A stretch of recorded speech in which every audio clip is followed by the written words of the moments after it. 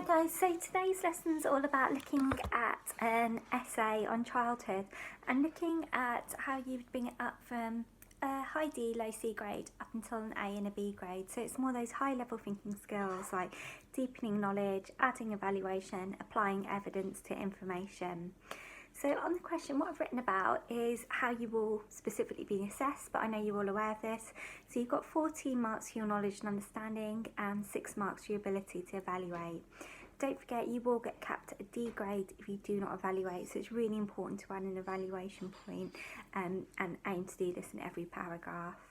Now I've done the others and picked up the key term, which is childhood, so we know what the essay's on. You'll be surprised how many people write about completely the wrong thing for whatever reason in an essay. So look for and underline those key terms of what the question's about. I've taken the word improved as a key term to build, that's what we're building a debate about. Has childhood got better, worse, has it disappeared? Some people will start talking about things like childhood in different cultures. That's not relevant to the debate they're asking you about. They're not just generally asking you about childhood, they're asking you debate, has it got better or worse? And they've given you a time context, which is the last 100 years. So whilst you can talk about Aries, it wouldn't be right to solely focus on medieval time. You need to say about things that have changed in the last 100 years. So in this paragraph, they've talked about Aries, and as we said, it's okay to do that, but not to focus on historic changes. You need to say what's changed in the last 100 years. So my first point is you need to explain what has changed to allow the quality of family to improve. Now, Aries talked about two things. He talked about the development of childhood as a notion, and that came through the development of education. And he talked about development of understanding of this concept of childhood, and like kind of books and toys that came out directed purely at children. And you need to add an evaluation point. Now you can add an evaluation point and criticise the idea that childhood is improved for everyone, or you can add an evaluation point that talks about his research using patterns and why that might not be valid. Okay. Now our second paragraph is quite good. They've talked about a specific example of the UN and how that's improved childhood. They've talked about how like that kind of notion of childhood is like a nightmare that we've only recently woken up from, that only recently has childhood gotten better. But what they haven't done is they haven't linked it in with some sociological concepts.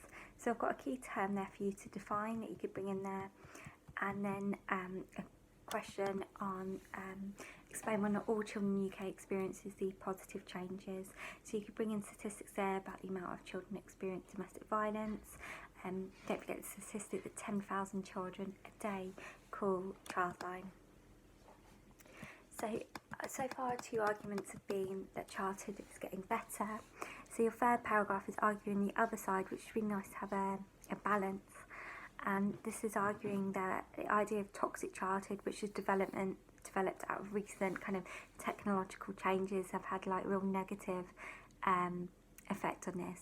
So you need to provide case study to support this. So you can talk about a broader case study. So you could talk about the fact that there's a high rate of teenage pregnancy in the UK, or you can bring in a specific case study of child neglect or abuse, or we looked at that increased rate of obesity in hospitals, and that one kid who couldn't even walk to school, he was so obese. And then you need to add a criticism. So they said there's been an increase in things like autism, ADHD, mental health, but realistically those things haven't increased, it's just diagnosis has gotten better. Now for your conclusion, you want to add an overall criticism. In this case, you want to talk about the new childhood view. Remember, new childhood view criticises the idea that you can say childhood is universally got better or worse because all children are different. And it says that all these views come from an adult's perspective. And instead, they argue that we should be speaking to children, interviewing children, and asking them what's important. So that's your overall conclusion that you want to write about.